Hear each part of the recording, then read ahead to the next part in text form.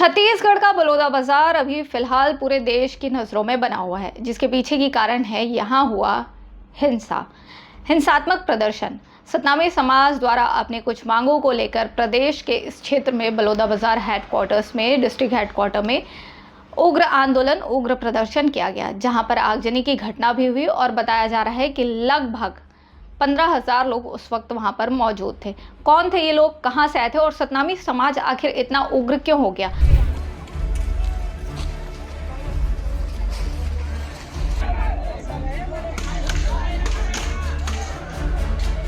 कल की आगजनी की घटना के बाद प्रदेश के इस जिले में धारा 144 लागू कर दी है। देर रात वहां पर डिप्टी सीएम विजय शर्मा पहुंचे, जिन्होंने पूरे जगह का मुआयना किया, कितना नुकसान हुआ है इसका भी आकलन उन्होंने करने के लिए एक टीम का गठन कर दिया है। तो वहीं पर प्रदेश के मुख्यमंत्री विष्णुदेव साय ने रायपुर में अपने निवास कार्यालय में कल हाई लेवल मीटिंग बुलाई और सख्त निर्देश दिए हैं कि पूरी घटना की जानकारी उन्हें जल्द से जल्द चाहिए और जो भी लोग घटना में सम्मिलित हैं, क्योंकि ये पूरा मामला जो है वो शासकीय कार्यालय को आग लगाने का है।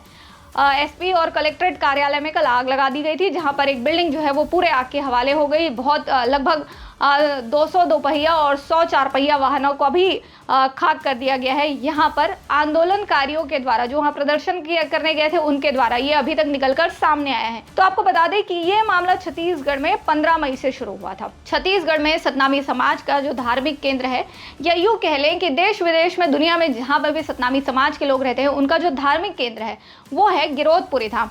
गिरौदपुरी धाम का अमरनाथ जो गुफा है वो इनके गुरु घासीदास का जन्मस्थली माना जाता है। तो गुरु घासीदास जो है वो इनके गुरु हैं और वहाँ पर पूजा विधि में जैसे बाकी धर्मों में अपनी अपनी पूजा विधि होती है, वैसे ही सतनाम धर्म की पूजा विधि में जैतखाम का बड़ा महत्व है। जैतखाम एक स्तंभ के आकार का एक लंबा स्तंभ होता है, कहना चाहिए, जिस पर एक श्वेत ध्वज जो है वो फहराया जाता है। तो इसी स्तंभ को, इसी जगह के साथ छेड़खानी की खबर जो है वो वहाँ से निकल कर आ रही थी। लगातार हमने देखा कि पहली जो घटना हुई है वो 15 मई की है। 15 मई को सतनामी समुदाय के धार्मिक स्थल गिरौदपुरी धाम में, ये हम वो घटनाएं बता रहे हैं जो सिलसिलेवार रिपोर्टेड है, जो लिखी गई है। गिरौदपुरी धाम में करीब 5 किलोमीटर मनकोनी बस्ती स्थित बांघिन गुफा के आगे धार्मिक चिन्ह जैतखाम को देर रात अज्ञात लोगों ने क्षतिग्रस्त कर दिया। बात करें 16 तारीख को क्या हुआ, क्योंकि धार्मिक आस्था का विषय है तो लोग इसको उठाएंगे ही। 16 तारीख को सुबह लोगों को पता चला तो उन्होंने मौके पर कार्रवाई की मांग की। बहुत सारे लोगों की भीड़ जो है वो वहां पर जुटी और उन्होंने प्रदर्शन करते हुए इस पूरी प्रक्रिया में कानूनी जांच की जो है वो मांग की। इस मौके पर जगत गुरु, जो इस सतनाम समाज के जो जगत गुरु हैं, छत्तीसगढ़ के पूर्व कैबिनेट मंत्री भी रहे गुरु रुद्र कुमार, वो भी पहुंचे, उनके अनुयायी भी पहुंचे और समाज के लोग भी पहुंचे, जिन्होंने जो स्पॉट है वहाँ से वीडियोस भी वायरल किया और उसके बाद वहाँ पर किस तरीके से इस जगह को छेड़ा गया है उसको भी उसमें बताते हुए एक न्यायिक जांच की जो मांग है वो की गई। 17 तारीख को लोग जो है वो पहुंचे पुलिस के पास और उन्होंने शिकायत दर्ज की। 19 मई को जो ये मानाकोनी बस्ती है, वहाँ पे समाज के लोगों ने आरोपियों की गिरफ्तारी के मांग को लेकर चक्का जाम भी किया। अच्छा, पहले दिन जब उन्होंने पुलिस को शिकायत की, उसमें कार्रवाई ना होते हुए देखकर उन्होंने चक्का जाम भी किया। 19 मई की बात करें तो 19 मई को ही पुलिस ने इस मामले में बिहार निवासी 3 आरोपियों को गिरफ्तार कर लिया। बताया जाता है कि बिहार निवासियों को क्यों गिरफ्तार किया गया, तो उसकी एक छोटी सी जो बात है वहाँ की, वो भी मैं बता दूँ कि जो ये गिरौदपुरी धाम की इनकी गुफा है, उसके बाजू में एक पानी का टैंक जो है वो बनाया जा रहा था। तो जब वो पानी का टैंक बनाया जा रहा था तो उसके लिए ठेकेदार ने मजदूर जो है वो बाहर से बुलाए थे, जो कि बिहारी थे। तो बिहारी मजदूर जो हैं वो वहाँ पर काम कर रहे थे और ये आरोप लगा कि वो वहाँ पर उन्होंने ही ये तोड़फोड़ की है। तो पुलिस ने उनको गिरफ्तार कर लिया। हालांकि इसकी सच्चाई क्या है, क्या इनके ऊपर आरोप सिद्ध हुए हैं, इस तरीके की कोई बातें अभी तक नहीं निकल कर आई है। हालांकि जो बातें कही जा रही थी कि ये मजदूर जो हैं उन्होंने इसलिए किया क्योंकि ठेकेदार ने पैसा नहीं दिया था, ये बात भी ठेकेदार ने अपनी तरफ से स्पष्ट कर दी है। इस पूरी कहानी में उन्होंने बता दिया है कि उनकी तरफ से ऐसी कोई चीज़ नहीं हुई थी, उन्होंने पैसा पेमेंट अपने मजदूरों का पहले ही कर दिया था। तो ये बात यहाँ पर स्पष्ट हो गई, चूंकि ठेकेदार ने स्वयं इस चीज़ को मान लिया था कि मैंने अपनी तरफ से पैसे पूरे दे दिए हैं, तो मेरे मजदूरों ने इस तरीके की कोई चीज़ नहीं की है। पुलिस ने अब ये विरोधाभासी स्थिति है कि पुलिस कह रही है कि इन मजदूरों ने किया है और समाज कुछ और कह रहा है, और यहाँ पर जो ठेकेदार है जो उन मजदूरों को वहाँ पर लेकर आया था वो काम कर रहा था, तो वो एक अलग एस्पेक्ट जो है इस पूरी कहानी में निकल कर आ रहा है। पूछताछ में जो आरोपितों ने पुलिस को बताया कि नल जल योजना कार्यक्रम में ठेकेदार पैसे नहीं दे रहा था, इसलिए शराब के नशे में तोड़फोड़ कर दी गई। शराब के नशे में थे, अब ये वो एक्सेप्ट कर रहे हैं। तो तमाम चीज़ें जो हैं वो कहीं ना कहीं विरोधाभासी स्थिति तक 19 तारीख को दिख रही थी। फिर 20 मई को समाज के लोगों की बैठक बुलाई गई, जिसमें कहा गया कि जिन लोगों को पुलिस आरोपी बता रही है वे असली दोषी नहीं है। अब ये कॉल जो है ये समाज की तरफ से लिया गया कि जिनको आरोपी पुलिस वाले बता रहे हैं वो असली आरोपी नहीं है। मुख्य दोषी लोगों को पकड़ने की मांग को लेकर आंदोलन के रूप में रूपरेखा जो है वो पूरी 20 तारीख यानी 20 मई को बनाई गई। पुलिस ने जिनको पकड़ा है समाज के लोग उससे संतुष्ट नहीं थे। हालांकि आरोपी खुद भी कह रहे हैं कि हम शराब के नशे में थे और हमसे ये कृत्य हो गया है। 3 लोगों को पुलिस ने अरेस्ट किया हुआ है।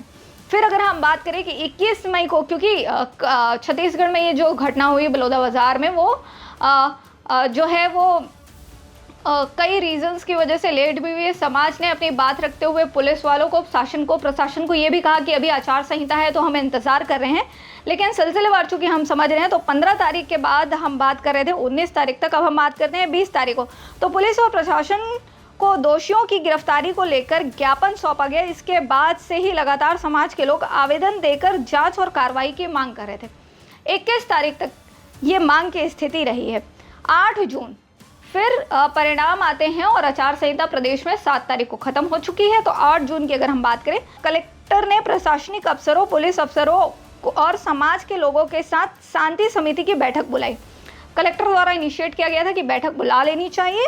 बैठक बुलाई गई, इसमें अपील की गई कि आंदोलन से बचे, साथ ही इस पूरे मामले की मजिस्ट्रियल जांच कराने की बात कही। मजिस्ट्रियल जांच जो है वो कलेक्टर लेवल पे बात होती है, और समाज की जिन पदाधिकारियों से हमने बात की वो कहीं ना कहीं सीबीआई जांच की बात जो है वो करते दिखे। 9 जून की अगर हम बात करें तो प्रदेश के डिप्टी सीएम और गृह मंत्री विजय शर्मा ने न्यायिक जांच कराने की घोषणा की, लेकिन समाज के लोगों से जब हमने बात की तो इस घोषणा के बाद भी उनके पास किसी तरीके का कोई पत्र नहीं पहुंचा था। और जब 8 जून को ये बात की गई तो आनंद फानंद में ये फैसला लिया गया। ये समाज का अपना आरोप है जो वो शासन प्रशासन पे लगा रहे हैं। 9 जून इस दिन प्रशासन की अनुमति से कलेक्ट्रेट के पास दशहरा मैदान में समाज के एक दिवसीय प्रदर्शन की अनुमति मांगी गई थी। ये पूरा मामला जो है वो 15 मई से लेकर 10 जून तक, यानी जिस दिन ये आगजनी की बड़ी घटना हुई उस दिन तक का है। 10 जून को जब आगजनी की घटना हुई तो उस दिन हालांकि किसी के हताहत होने की, किसी के जान जाने की खबर नहीं है, लेकिन बताया जा रहा है कि पुलिस के कई जो जवान हैं वो इसमें घायल हुए हैं, लेकिन किसी जन सामान्य को घटना में किसी तरीके की कोई चोट या ऐसी चीज़ें नहीं हुई हैं। अब बात करें कि आग कैसे लगी। इतनी बड़ी संख्या में जब लोग वहां पर पहुंच रहे हैं तो क्या पुलिस प्रशासन को नहीं पता होगा? तो बिल्कुल प्रशासन की तरफ से इसमें अभी तक कोई स्पष्टीकरण नहीं आया है कि इतना बड़ा इंटेलिजेंस फेल्योर कैसे हो गया। जब समाज में 15 तारीख को ऐसी कोई घटना हुई जिसकी शिकायत लगातार उनके पास पहुंच रही थी, जब सोशल मीडिया और व्हाट्सएप यूनिवर्सिटीज़ के जरिए लोगों तक ये बात पहुँचाई जा रही थी, तो वो कौन लोग थे, कैसे ये चीज़ें इतनी सर्कुलेट हुई, ये तमाम चीज़ों पर अभी तक कोई विशेष बातचीत नहीं हुई है। हालांकि छत्तीसगढ़ में सतनामी समाज के द्वारा एक प्रदर्शन किया गया जिसमें प्रदेश अब फिर एक बार आग के हवाले है, और कहा यह भी जा रहा है, जानकारों की माने तो अगर 1 हफ्ते में ये जांच रिपोर्ट नहीं आती है तो सतनामी समाज ना सिर्फ छत्तीसगढ़ के बल्कि उड़ीसा, झारखंड के जो लोग हैं, या यूँ कहें कि हरियाणा के जो लोग हैं, क्योंकि यहाँ पर इनके बहुत आयात है, ये तमाम लोग जो हैं वो रेल रोको आंदोलन कर सकते हैं। प्राप्त जानकारियों अनुसार अभी बलौदाबाजार की स्थिति जो है वो धारा 144 लगी हुई है। कब स्थितियाँ सुधरेगी ये भविष्य के गर्त में है, लेकिन फिलहाल चूँकि प्रशासनिक बड़ा फेल्योर इसको माना जा रहा है, कई कार्रवाइयाँ वहाँ के कलेक्टर और एसपी के खिलाफ भी होने का अंदेशा लगाया जा रहा है। छत्तीसगढ़ से लोकमत के लिए स्वाति कौशिक की रिपोर्ट।